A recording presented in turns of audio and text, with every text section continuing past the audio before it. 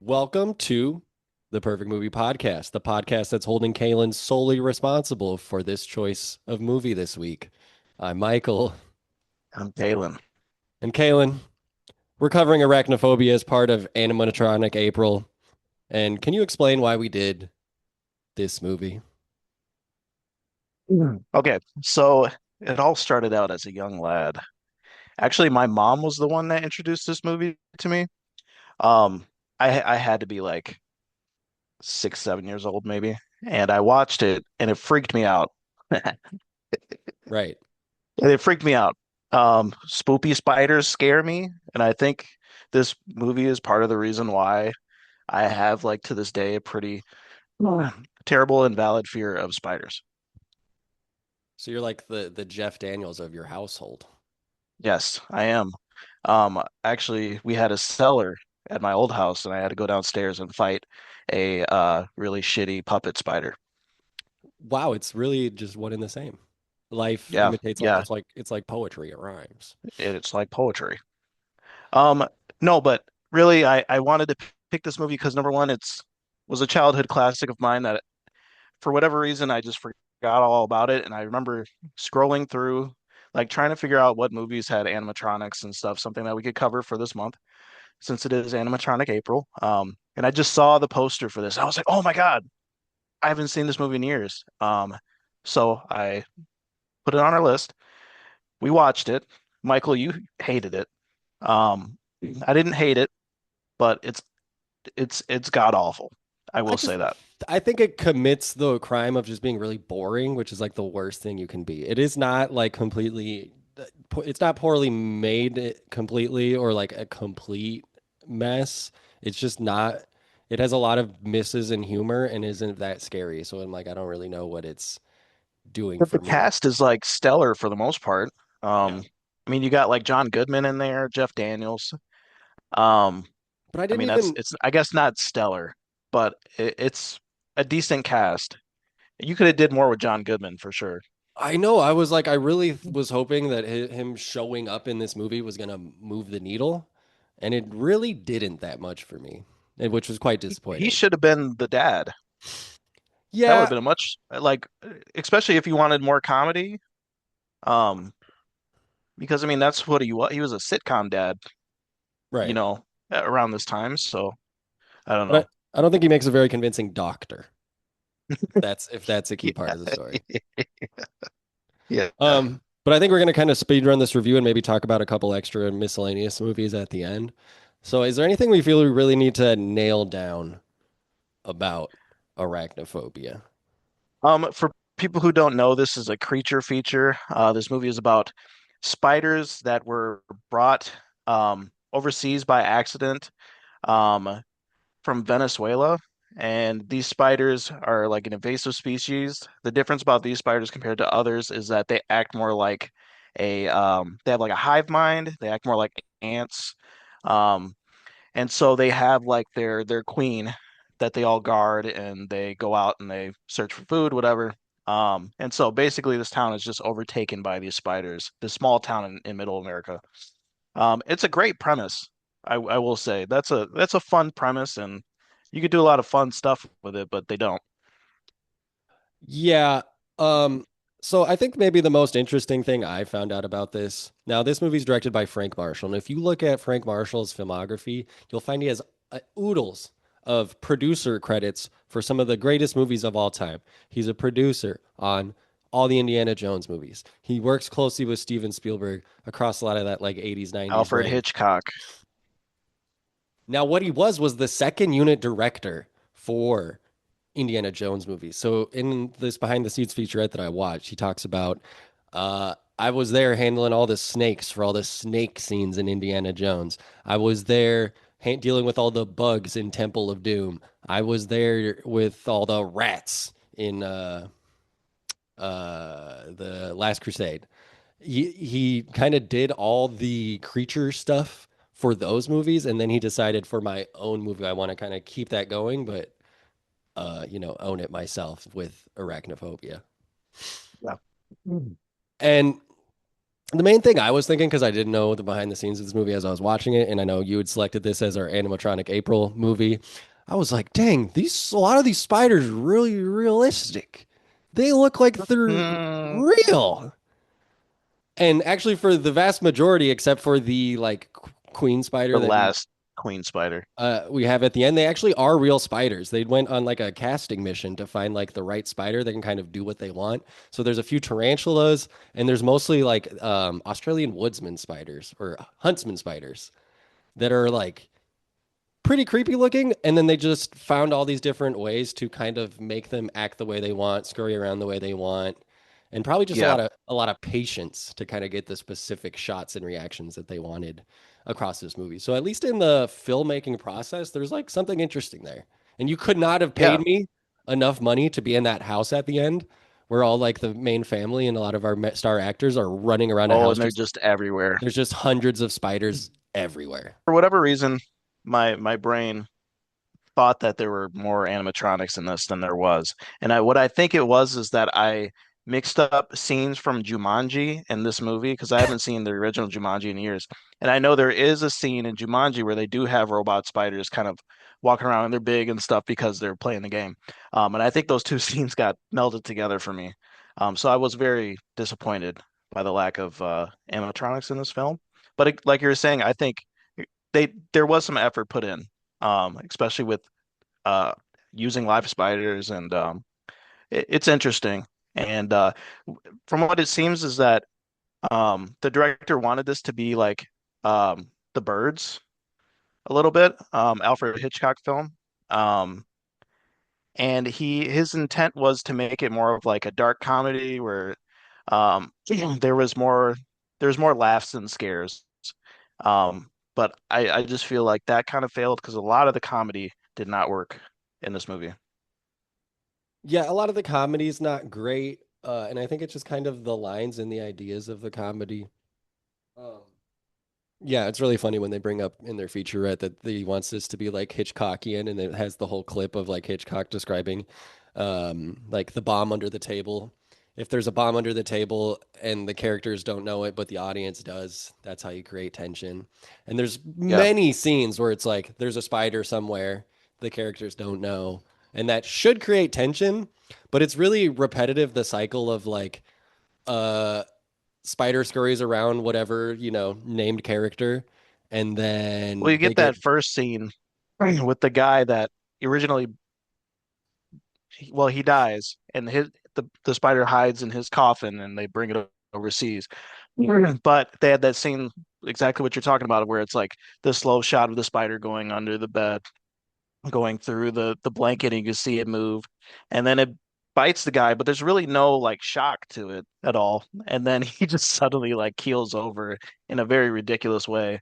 Um, Yeah, it definitely. I mean, what year did this movie come out? all the guides are like, Güero is muerto, Güero is muerto. They knew. They do mention that the place where they chose to film those opening like Venezuela scenes is like some really remote part of the jungle that they had to helicopter the whole crew in, and like no one had ever like filmed there, which Okay, because is I thought that some of that was a set. Um, but it's that's probably mixed interesting. there. Right. But and there's just one funny anecdote is that that guy that dies right at the beginning, he has his like signature Miami Dolphins hat he wears, and Yeah. one day, he like always kept it in his pocket, and they helicoptered in, and it was like missing by the time they landed, so they couldn't shoot that day, and they wasted a whole day because like his hat flew out of his pocket at some point on the helicopter there, Oh, wow. and the whole crew like turned on him. Jesus Christ.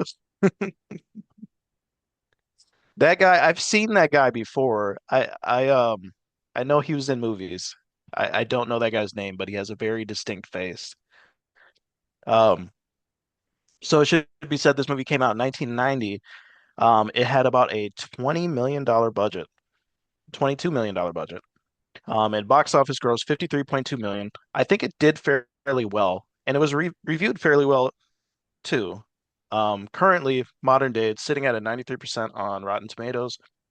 Interesting though, because the audience meter is really low. It's at 55%. Mm. So I think critics like it for the most part. But it seems like general audience is a little split.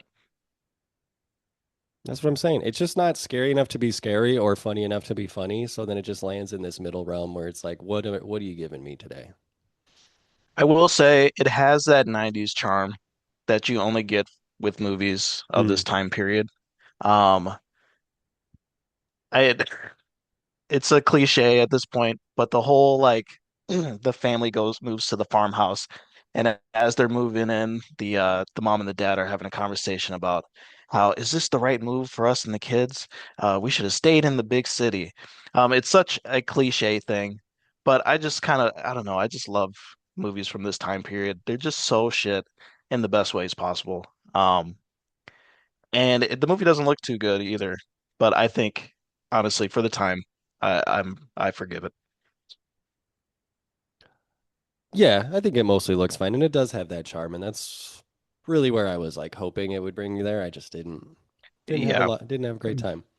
The guy that plays the mortician, we've seen in one other place. He's in a Coen Brothers movie, also in a very small part. Hold on, I'm blanking on his face. Let me look up the He's got his IMDb real name, quick. the actor's name is Roy Brocksmith. He's got a really unique voice, the way that he speaks. Oh, was that the guy who was like, "Oh, I don't know how they do it in Venezuela," Yeah, as yeah, far as yeah. like taking care of his body? Yeah. Because the body arrives Hmm. completely drained of his blood, and he's like, What's his name again? The actor's name is Roy Roy Brockwood. Roy Brock Roy Smith. With Rocksmith. Irv. If you look up his name, you'll probably figure out which movie it is. He's definitely got that face that looks familiar. I could not tell you what Coen Brothers movie he's He in. reads the bylaws of a contract to Paul Newman in the Hudsucker proxy because he's like Hudsucker's Oh, lawyer. okay, But like as okay. soon as he throws himself out the window, he's the guy who's like, "Well, according to this, the place will go public in 6 months." Okay. Okay. I could, yeah. That's all you, man. Shout out to Roy Boxsmith. Love him. He's maybe I my see that favorite part of the movie. he was in Bill and Ted's Bogus Journey, and also Tales from the Crypt. Working man. Yeah. Looks like he was in a few episodes of Star Trek too. Okay. Well, I mean, honestly, this movie kind of speaks for itself. It's a creature feature. Usually I enjoy creature features. I actually heard that there's a movie that came out about spiders, and I don't know if it was 2023 or 2022. It's called Sting, and I actually heard it wasn't too bad. And I was kind of interested in that one. I think they actually use more practical effects in that. Um, I have not seen Sting, but it was either 23 or 24. There's this French, 24. there's so in 24, because I remember it happened the same year as Sting. There's a French movie called Infested. It's on, Yep. at least it was on Shudder, and that actually is a great like spider flick that rules about like and instead of like a small town, it's all in like these block apartments in France. That it's What's as the they movie like called take again? over the apartment block. It's called Infested in English or Vermines in French, but I think if you look up either, you'd find it. Highly recommend that one if you're like, well, I do want something about eight-legged, Eight-Legged arach Freaks. That's arachnids. another spider movie. That is one. I don't know if That's I can terrible. co-sign it. I'm guessing it's bad because it stars David Arquette. Yeah, it's one of those like it was definitely one of those like sci-fi channel movies back in the day. Yeah. Yeah, I mean, I think there was like one thing that kind of creeped me out in Arachnophobia was like the spiders like scream, and that just cringes me the fuck out, and I don't like it. Um, Yeah, anything with spiders like screaming or doing something weird, I'm not into. Yeah, I guess Yeah, spiders tarantulas freak me out. really do like hiss as they. They do hiss, but they don't like scream at you. Mm. Like, yeah, they don't do that. Yeah. It's more of like a subtle like kind of thing. And actually, tarantulas do this thing where they'll rub their legs together and their hairs will come out and like get in your eyes and shit. And it's fucking disgusting. There's a Spiders are gross. one line that made me laugh in this movie, and it's so there's like this guy that's a gym teacher, and they're all having the dinner at this like picnic open house that the Jeff Daniels family throws to like meet more people and get clients for his doctor business. Yeah. And he's asking like the daughter of the gym teacher, he's like, "So Becky, what are you gonna do in college?" And she's like, "I'm gonna do gym." Stupid. It's a really stupid line, but it's like the only thing I giggled at the whole It's the time. one memorable thing in the movie. John Goodman has a whole thing where he's like the exterminator and he Mhm. just kind of walks around looking stupid, spraying his little mist. And yeah, I don't know who that was for. No. Did you like the battle at the end, the spider fight? Yeah, so there's like a mano duel at the end between Jeff Daniels and like the Queen Spider in the basement of his house. And it culminates in him. And then the other like main thing in the basement is he needs to destroy the egg sack. And it culminates with like a nail gun showing up out of nowhere. And then in the classic way that nail guns only work in movies, he shoots a nail through the tarantula, like the queen tarantula, as it's like jumping up to attack him and goes all the way across the room, bullseye into the egg. And somehow it's also on fire, I think, as well. And he just goes, And nice the spider shot. goes, Yeah. you know what that scene was like? It was like the ending of The Thing. Remember Well, that movie? that's a good movie that we'll talk about next episode, full of good, Um, memorable characters and good moments and actual tension. Michael, let's ask our final question. Is this a perfect movie? No, the question I want to ask before that is when they're looking around for the spider, they decide to just show up and just look with their hands. Like they don't have like Yeah, it's jars a or terrible idea. protective gear. They're just like the dumbest fuckers ever about this supposedly insanely venomous spider that may kill you in one bite. Ridiculous. Anyways, but we can ask our final question. Is this a perfect movie? I'll let you answer that one, buddy. No, it's hardly even good enough to watch the first time. Like, I definitely would have shut this off at like minute 35 if I didn't have the commitment to this podcast. Oh, sorry. Hey, this is payback for Hitchhiker's Guide to a Galaxy. Now, that's offensive.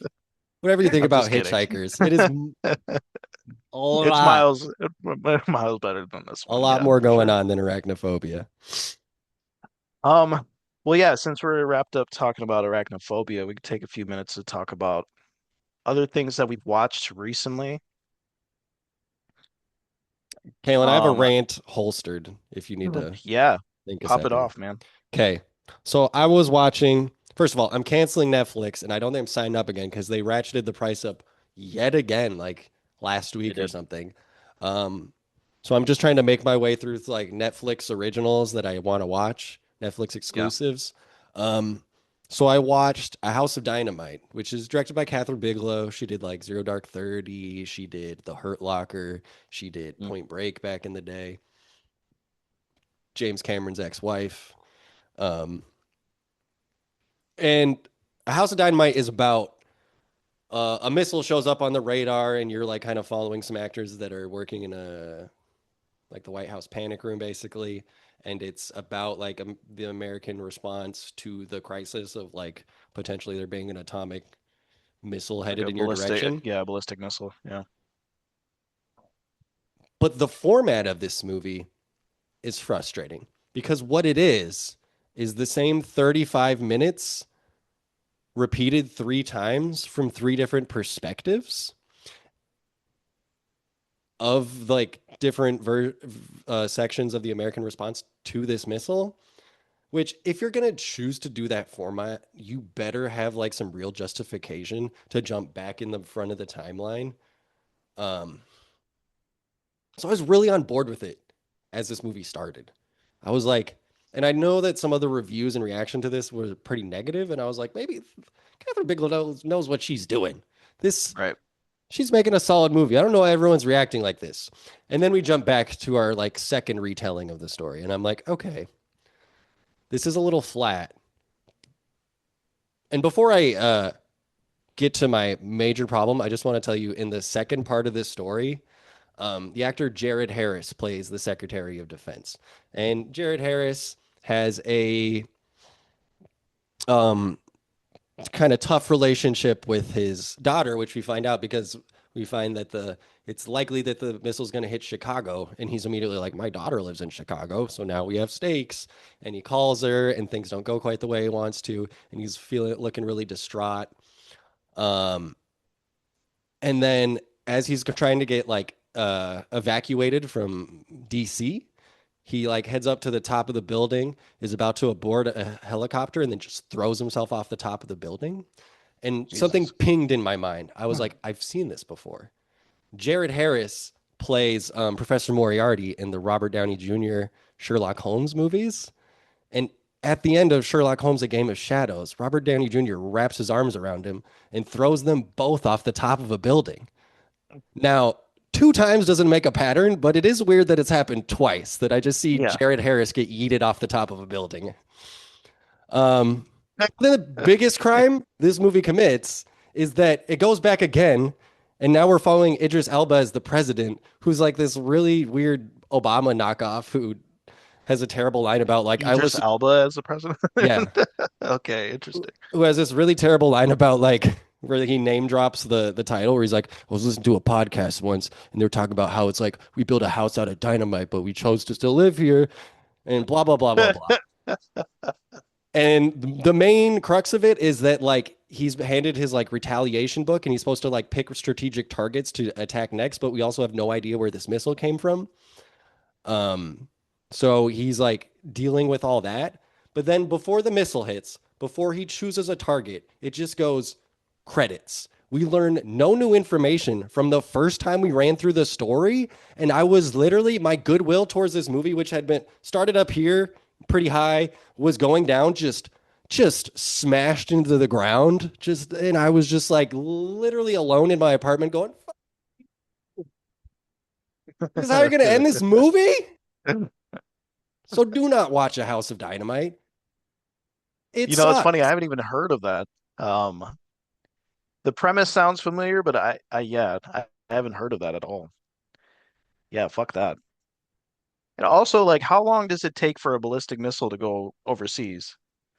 Well, that's one of the other funny things. There's a great Letterboxd review is like this movie asks the premise, what if 18 minutes was 35 minutes and you saw it three times? Because it's supposed to act like it's real time, but it's an Oh, 18-minute timer that lasts 35 minutes to show okay. it, and then you see it three times over.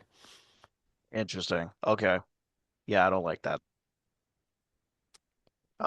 It's shocking because that director made some like all-timers, or at least like with the war flicks and stuff. Yeah. Hurt Locker is like one of the best war films ever. Um, I want to talk a minute about Avatar: Fire and Ash, because I did watch this piece of shit. Um, We're killing both sides of this now deceased marriage. no, for real. Um, Avatar: Fire and Ash is the third film in the Avatar franchise. James Cameron apparently is just going to keep on pumping these out, even though it's when was the last one? What year did the last one come out? 23, It's like 22? 22 or 23, pretty recent. Yeah, so there's like a 13-year gap between the first movie and the second movie. Now he's trying to get more consistent with these films. The one positive I'll say about this movie is that it looks really fucking good. I mean, that's really the main positives of all Avatar films is that they look really good. Some of the best CGI you'll probably ever see. The water effects are amazing. Like it's kind of shocking how they do something. They do this, and also the world of Pandora is just very very tangible, and a lot of people really gravitate towards this sci-fi world. And I think some of the best sci-fi stuff from the first movie um, was just the world aspect and the world building and just how these people lived. Um, but now it's like, okay, you're instead of this like epic scope of the original movie, you now have these sequels that have a really smaller and kind of like a tighter story as far as like it's a family drama really. And so the second movie you follow the Sully family as they're a bunch of like Gen X kids that he has, and they all have like the Gen X haircuts and stuff for whatever fucking reason. They live on an alien They all planet. have broccoli cuts? Uh, yeah, the broccoli cuts. They say bro, and they say no cap, bussin', and then they also have this human kid that follows them around named Spider. Now, Spider takes on a bigger role in this third movie, and it's the worst possible decision because this actor is just dog shit. Number one. Number two, it's like kind of weird just having this like all this beautiful CGI, and then you have obviously this like green screened in kid just running around beside them. He just looks like a fucking dork because he's wearing like Tarzan leotards and shit, or whatever the Yeah, loincloths, excuse me. he's got loincloths and white man dreads. Yeah, it's just such a terrible design choice. I don't know what the fuck they were thinking. So the point is, spoiler alert, as they keep going, they learn that Spider eventually he like gets shot or gets hurt and he ends up merging with Awa or whatever. He does the same shit that happens to the lady in the first movie where all the plants go around her and she's all like becoming one with Awa. And so he ends up bonding with Awa and he's able to breathe on this planet without an oxygen tank. And so this whole thing where the military is trying to go after Spider, they're trying to get him to do studies on him, and then turn to find out Spider's also the son of the general guy from the first movie, and that general guy is an avatar now. He's blue for whatever fucking reason. I think he was in the second movie. I don't fucking remember. But basically, all that being said, it's still trending the same plot points as the second film, and it's there's really no progression in this series. I don't really know what they're trying to do, but it's not. I just like why aren't we taking this like this great concept and making it bigger? Why are we continuing with these smaller contained stories in this universe? It just doesn't make a lot of sense. And then you have this new character who's a part of like this fire clan or something, and she's really horny for whatever fucking reason in this movie, and she wants human weapons. And the movie is just very convoluted. Just there's a lot going on, but nothing at the same time. I don't understand why you had such a great like concept in the original, and then you make it so cheap in the sequels. It just feels like I don't really know even know how to explain it. Have you ever seen Dungeons and not Dungeons and Dragons, but World of Warcraft, I've the not film World seen of Warcraft? the World of Warcraft World of movie. Warcraft has a really shitty like 2013 kind of plot where it's like your average hero and then all these like monsters, whatever. It feels like that. And it's just like you had something great, James Cameron, and you fumbled the bag. I don't really know how you did it. Um, I think this movie reviewed okay, but that's kind of like all of these Avatar movies. They just review okay. James Cameron acts like they're the second coming of Christ, but I just don't see it. I think the first one had really great sci-fi, and that's about it. And this series should probably stop, but I they're feel like not because they need to make money. he's kind of changed his tune about how much he wants to continue this because I think Fire and Ash and Way of Water were kind of like a dual production where they were kind of filming them congruently. So it was like less work for him to complete this than it will be for him to like kickstart a new trilogy or the next movie. Yeah, Because he was getting real snippy in the interviews. They were like, "So Jim, what do you think about Avatar 4 coming out?" And he's like, "When a woman births a baby, do you ask her when's the next one coming out?" Like, Jim, Jesus, those are not equivalent things. Jesus You're the Christ. one who said you're going to make like 8 avatars. People are going to ask about it. If the And woman, also, I feel like oh, sorry, but I mean, I just feel like his characters are just not that great. I feel like Jake Sully is just the most whitewashed, fucking boring, average character. Who cares about Jake fucking Sully? Like, number one, your name is stupid. Number two, you're just not interesting. And then you have dumb kids who aren't interesting either. The most interesting character is what's her name? Stativa, whatever the fuck her name is. Sativa? Yeah, Zoe Saldana? Zoe Saldana's character, Natiri. She's a great character and just I saw like behind the scenes of this of Avatar in general, and he had concept art for her back in like the 70s, 80s. So this has been in the works for a long time, but she's a great character, and I felt like that's who your star is. But Jake Sully is like number one, he hates his children. He's like trying to kill the white kid in the movie. There's a lot of weird shit. I didn't like it. I'm sure some people enjoyed it. Doesn't the one Watch son it for the die visuals. at the end of number two? Like the And oldest that's why son? he hates like his middle child because his middle child is responsible for um the death of his other son. Yeah, just I wasn't a big fan. Um and I just know they're gonna just keep milking this franchise. Just like not a casting that has aged well is having Sam Worthington continue to be the star of like the biggest franchise in the world when the like It's terrible. he has been lost to time since Yeah, then. I mean he's not even I mean like yeah, he's your Clash of the Titans guy. He's a You very don't have him generic star in a white. giant yes. But then you have like Sigourney Weaver in this who and she plays like a younger version of herself, but it's like a clone and she's their daughter and she kisses the spider kid. I was like, that's weird, bro. I I wasn't into it Yeah. at all. In fiction, they're Anyways, both teenagers, but outside of fiction, she's a 45-year-old, not even an older woman, like a woman in her she's like 60s. it's higher than that. She's up there. Um, yeah, pretending to be a teenager. Pretty weird. Pretty Anyways, weird. wasn't into it. Honestly, that's really all I've watched recently. I have not been watching a lot of movies. Okay, I have one thing I want to rave about, and it's not a new list, and maybe one day we'll have to do a full episode for it. I'm just going to talk about it real quick. So on Disney Plus, I watched The Straight Story, which is the only David Lynch movie I've ever enjoyed. Now that's a hot take because a lot of David Lynch is very well regarded. People love him, but I just can't get into his work. Every time I've tried, I bounce off of it. And The Straight Story is the time he kind of made a simple movie that's not full of ethereal weirdness. It's about a guy named Alvin Straight who's like in his late 70s. His health isn't doing so great, and then he learns that his brother had a stroke. Alvin Straight lives in somewhere in Iowa. His brother lives somewhere in Wisconsin. So there's already like a very Midwestern heart that's very close to me. Okay. And he decides that he can't drive his car. And his daughter that he lives with is kind of, she seems a little bit special needs. She's like a special needs adult. So she's not able to drive. So he decides he's going to just ride his riding lawnmower hundreds of miles across the state.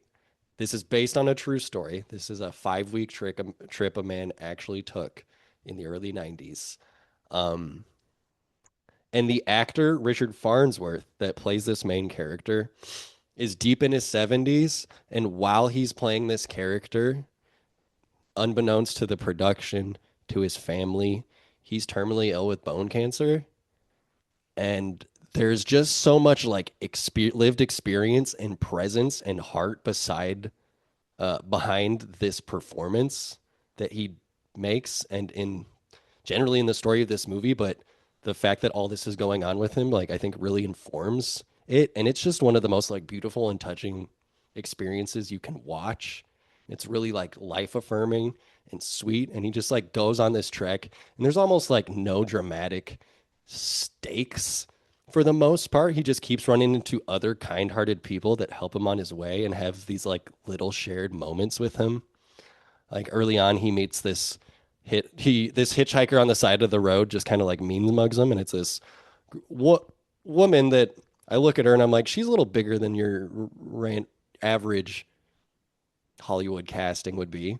She later meets him, and then like 2 minutes into meeting him, he's like, "How far along are you?" And she's like, "5 months," and I'm like, "Dedoy."